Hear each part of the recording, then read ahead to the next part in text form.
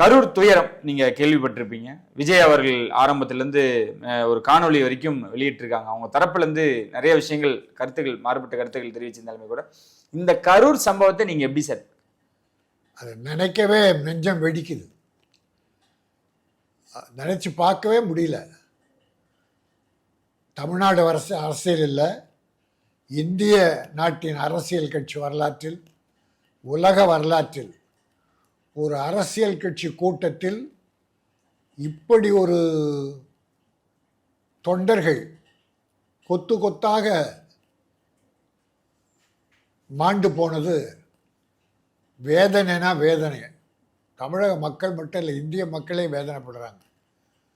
அது பார்க்கறதே இல்லை, நினைக்கக்கூட முடியல. அதுக்கு முழு பொறுப்பையும் விஜய் தான் ஏற்கணும். ஏன்னா கூட்டத்தை நடத்தவங்க அவங்க தான்.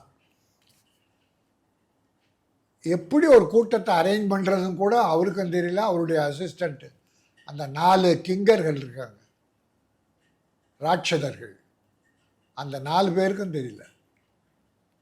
இந்த சினிமா பார்த்த ரசிகர் மக்கள் விஜயை விரும்பிட்டாங்க, தப்பில்லை. படத்தை பார்த்தீங்க, நடித்தார், விரும்பினார். ஆனால் அரசியல் கட்சி கூட்டத்துக்கு இப்படி இவங்க சேர்க்குறாங்க.